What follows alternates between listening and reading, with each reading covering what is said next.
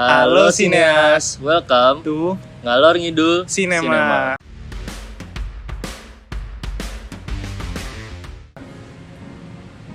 Oke, sekarang kita udah di episode 10. Mana backsoundnya? Kasih. Oke, di episode 10 kali ini, nah kita bakal ngebahas film apa nih? Kenalan dulu dong. Oh iya, kenalan dulu. Nah, Kenalan dulu. Kalau aku, Fahri. Kalau dan kamu? nama aku Hilmi. Nah, kali ini kami akan nemenin kalian di Ngalor Ngidul Cinema. Nah, film hari ini yang bakal kita bahas apa nih? Kita akan bahas film John Wick 4 yang banyak banget diomongin nih sama orang-orang.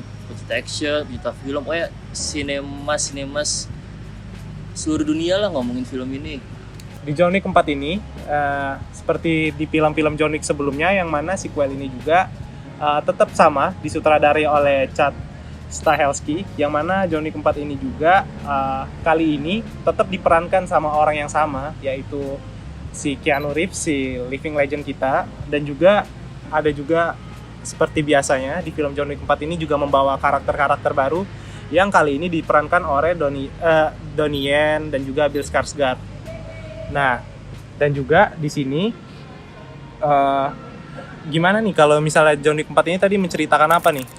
Jadi sinopsis dari John Wick 4 ini adalah masih melanjutkan misi John Wick yang sebelumnya dari John Wick 3. Dia memburu High Table karena ingin balas dendam setelah tertembaknya dia di Continental New York. Karena ulahnya, harga dari kematian John Wick semakin naik dan mengharuskan dia melawan banyak musuh yang powerful.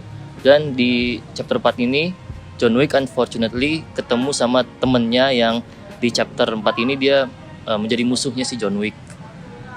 Jadi itu sih sinopsis dari John Wick 4. Kalau kamu kan udah nonton nih, first impressionnya gimana? Nah, kalau misalnya dari first impression aku berkaitan sama sinopsis kamu tadi, berarti kalau misalnya di sini dia selalu dengan karakter development yang baru, terus juga ada karakter-karakter yang baru yang tadi disebutin juga di bridging itu, yaitu Donnie Yen dan juga si Bill Skarsgård, berarti di sini juga menggambarkan bahwa plot yang dibawa oleh John Wick ini juga tetap sama terus, yang mana John Wick ini ngebawa plot yang selalu ringan dan juga intinya dia pasti bertemu teman lama dan juga akhirnya dia mendapatkan suatu keharusan untuk melawan teman lamanya itu tersebut. Nah, dan juga mungkin kalau misalnya di sini kan plotnya sama-sama terus ya. Nah, kalau misalnya dari first impression kamu nih gimana tentang John Wick 4? Menurut aku sih walaupun plotnya selalu sama, tapi dari awal sampai akhir tuh kayak menarik banget ya, kayak menarik perhatian banget. Kayak kita dari awal sampai akhir tuh kayak benar-benar tertarik dengan ceritanya, dengan actionnya gitu. Kayak kita sampai gak bisa nafas karena intensitasnya selalu tinggi gitu. Terus anehnya ya menurut aku ya, di chapter 4 ini first impression aku sih benar plot driven dibandingkan dengan chapter-chapter yang lainnya. Kayak benar-benar menunjukkan cerita dari awal sampai akhir tuh, kayak tujuannya itu jelas gitu. Jadi menurut aku sih gak full action doang gitu, tapi ada ceritanya juga. Itu sih impression aku. Mungkin itu juga dari plot yang sama dan mungkin fighting terus-terusan, yang mungkin 80% dari film ini juga kebanyakan fighting scene. Cuma mungkin yang lebih gak bosannya dari film ini mungkin karena setiap fighting scene-nya ada nuansa-nuansa baru gak sih? Misalnya juga kalau di film kali ini dibawa ke Osaka, juga mungkin dibawa ke Prancis. Mungkin hal-hal itu menjadi latar mereka fight scene yang kali ini juga gak bikin ngebosenin ya. Betul banget. Nah, kalau dari kamu nih, berkaitan sama yang tadi, hal yang kamu suka nih dari film ini tuh apa? Menurut aku sih tokoh-tokoh baru yang ada di chapter 4 ini menurut aku sangat spesial ya, sangat menarik gitu. Selain Donnie Yen sebagai Kane dan Bill Skarsgård sebagai salah satu petinggi High Table, juga ada karakter baru nih yang diperankan oleh Rina Sawayama. Dan itu kan dia kan acting debutnya dia nih sebagai Akira. Menurut aku sih udah memenuhi ekspektasi aku ya, walaupun dia bukan aktris tapi penyanyi kalau nggak salah dia. Iya, kalau misalnya bagi teman-teman yang nggak tahu, mungkin si Rina Sawayama ini mungkin secara latar belakangnya dia merupakan seorang penyanyi. Mungkin itu juga yang menjadi pertimbangan kami kalau misalnya bilang si acting dia lumayan melebihi ekspektasi sih. Nah, mungkin kalau misalnya dari yang aku suka ya, terkait dengan film ini juga di bagian di sini aku suka banget dari performance-nya acting dari si Donnie Yen. Nah, yang mana dia kan diperankan sebagai orang buta, teman lama, dan juga dia sebagai assassin ya, kalau Iya. misalnya pembunuh bayaran. Nah itu menurutku sukses sih. Ada beberapa scene yang membuat aku terpukau dengan cara dia membawakan dia sebagai orang buta, dan juga tidak lupa dengan kalau misalnya diri dia adalah seorang assassin. Betul. Nah, dan juga mungkin ada hal lain yang kamu suka. Mungkin ini film kan hampir 3 jam ya, tapi menurut aku sih nggak ngebosenin banget karena yang pertama scoringnya menurut aku sangat bagus. Terus juga sinematografi dan setting tempatnya itu menurut aku secara estetik tuh kayak pleasing gitu di mata. Terus juga fighting sequence ya sih di chapter 4 ini menurut aku nggak full action doang kan, tapi setiap action yang dilakukan, setiap fighting sequence yang dilakukan tuh sesuai dengan naratif yang ingin ditunjukkan oleh si direkturnya itu. Jadi kayak menurut aku itu sih yang bikin nggak ngebosenin selama hampir 3 jam ini, karena setiap poin dari cerita yang ingin ditunjukkan tuh kayak benar menarik perhatian penonton gitu sih. Mungkin kalau berkaitan dengan kamu tadi ya, yang berkaitan dengan sinematografinya juga aku mungkin suka di bagian yang mungkin ada banyak unique shot di film ini, yang mana kalau yang misalnya paling aku tease itu yang ada sekitar di 3 atau 4 film menuju akhir, itu ada scene si Keanu Reeves dia berjalan sambil berlari mengarah ke depan dia, dan juga itu dihadang sama banyak orang, dan itu uniknya di situ shootnya kayak game-game RPG gitu loh. Dia di apa ya, di shoot atas gitu ya. iya, shoot dari atas, itu mungkin namanya bird eye view ya. High view. Nah itu menurutku bagus banget sih, sangat fresh untuk film fighting ya kalau menurutku. Kan kita udah ngebahas nih apa yang kita suka ya kan, kita persempit lagi deh scene yang paling lu suka, scene favorit. Oke, kalau misalnya dari scene yang aku suka nih, kalau misalnya ada 2 sih yang paling aku suka dari film ini. Yang pertama itu ada beberapa scene di plotnya itu untuk nentuin suatu perundingan atau suatu takdir dari kedepannya dia, itu dilanjutkan pakai kartu gitu loh. Ada 2 scene ya kalau nggak salah, ada di Domino dan juga satunya di gereja kayaknya. Nah, atau di kastil gitu ya. Enggak, yang di atas. Ya itu di Di nggak kastil sih? Ya di kastil ya. Kastil. Nah itu di kastil sih. Nah itu dua-duanya ditentukan pakai perundingan. Menurutku itu tuh merupakan cara yang fresh ya daripada sekedar ngomong doang gitu loh. Dan juga mungkin yang satu lagi yang itu tadi yang udah aku tease tadi juga. Kalau misalnya aku suka shot yang kayak game RPG itu loh. Kalau dari kamu nih, scene favoritnya apa? Menurut aku ya scene favorit aku sih endingnya sih. Nggak mau banyak ngomong ya, pokoknya endingnya sangat plot twist lah. Oke, nah kalau berhubungan dengan ending nih nggak usah dibahas lah ya. Nggak usah, pokoknya ya bagus lah, satisfying.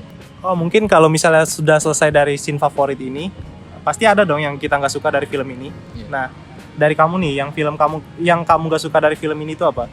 Menurut aku walaupun koreografinya udah bagus, tapi ada beberapa fighting sequence yang menurut aku si Keanu Reeves-nya tuh meraninnya agak kaku, terutama pas dia pakai nancak itu menurut aku dia agak kaku. Terus juga kalau kamu gimana? Iya sih, aku setuju sih dengan bagian yang apa ya, yang dia koreografi pakai nancak ya.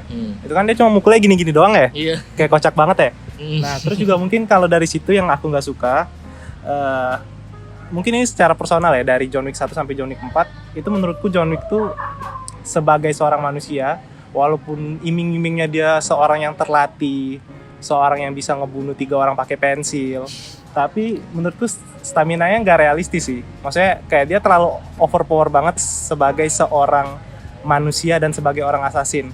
Betul. Iya nggak sih? Iya. Dan juga kan John Wick ini kan udah sampai chapter 4 ya. Tapi dari 1 sampai 4 tuh kayak formulanya selalu sama gitu nggak sih? Menurut lo gimana sih? Iya, itu aku juga setuju, formulanya selalu sama, dan juga setiap di formula yang sama itu pasti ada karakter baru ya. Nah di setiap karakter baru itu pasti karakter developmentnya pasti nggak pernah diceritain. Tiba-tiba dia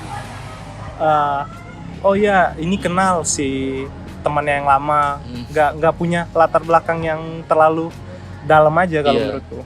Kayak ditunjukin ada historinya tapi cuma di tease doang gitu loh, kayak jadi langsung muncul aja gitu kan. Menurut aku ya sih itu kurang sih. Oh mungkin tadi kan kita udah bahas banyak banget ya tentang pro dan kontra, dan juga di sini juga kita ada ngebahas tentang first impression dan juga scene favorit nih. Nah pasti kita udah bisa ngesimpulin dong film John Wick 4 ini gimana. Nah menurutmu kesimpulannya gimana? Menurut aku sih sequel John Wick keempat ini menurut aku sequel yang udah memenuhi banget. Kayak menurut aku sebaiknya berhenti di sini karena si John Wick sendiri udah memenuhi tujuannya. Dan kalau misalkan ada sequel lagi menurut aku takutnya bakal flop sih. Itu sih. Nah kalau menurutku aku juga setuju dengan kamu ya, berkaitan dengan kesimpulan aku. John Wick 4 ini dari misal kita bawa dari John Wick 1, dia kan selalu menginginkan kebebasan, menginginkan menjadi seorang yang free man. Dan itu udah terpenuhi di John Wick 4 ini, yang mana dia udah ketemu si eldernya, dan juga ya intinya dia udah memenuhi kalau misalnya dia menjadi seorang free man. Nah, mungkin kalau misalnya sedikit dipaksakan untuk misalnya membuat cerita John Wick yang baru, akan lebih baik kalau misalnya dibikin spin-off gak sih? Betul banget. Karena juga di John Wick keempat ini kan kita ditunjukkan karakter-karakter baru ya, kayak Akira, Mr. Nobody, sama si Kane. Dan menurut aku ketiga karakter ini sangat menonjol di chapter 4 ini. Dan menurut aku para fans John Wick mungkin juga bakal tertarik melihat cerita mereka selanjutnya. Jadi mungkin kalau spin-off tentang ke dunia John Wick sendiri itu mungkin menarik sih. Iya, kalau menurutku gitu juga. Oke, mungkin kan udah ngomong kesimpulan nih. Nah, kita langsung ngomongin rating aja nggak sih? Nah, mulai dari aku dulu ya. Kalau misalnya menurutku, rating dari film ini tuh dari skala 10 ya. Mungkin aku ambil 9/10 sih. Mungkin nilai yang cukup tinggi, tapi mungkin alasannya dari semua itu ya, John Wick 4 ini merupakan film yang sangat bagus, yang mana scoringnya bagus, konfliknya lebih fresh, ending fight scene-nya lebih fresh, dan juga ada juga banyak perbedaan yang lebih fresh dari segi cerita, sinematografi yang lebih baru dari chapter-chapter sebelumnya. Nah, kalau untuk kamu sendiri, itu rating yang bisa kamu kasih berapa? Kalau aku sih juga sama, 9 dari 10. Karena selain tadi itu yang sudah kamu sebutkan, menurut aku karakter yang baru muncul di chapter 4 ini tuh bikin orang tertarik. Karena ada setiap hal yang menonjol dari setiap karakter-karakter yang muncul di chapter 4 ini. Terus juga setting tempatnya menarik karena berpindah-pindah kan, kayak berawal dari Jepang, terus ke Jerman, terus ke Prancis. Pokoknya menarik-menarik, dan juga menurut aku kayak temanya si dunia John Wick ini menurut aku keren banget. Kayak lampu-lampu neon kayak di Jepang tuh menurut aku keren banget. Terus endingnya sih kayak satisfying. Itu sih menurut aku. Berhubungan kita udah ngomongin rating nih, nah itu kan pasti sekaligus menjadi akhir dari review kita kali ini di episode 10 ini, yang mana kita ngebahas film John Wick. Nah mungkin dari aku itu dulu sih, mungkin aku cukup. Aku juga cukup. So thank you guys and see you on next episode. Bye.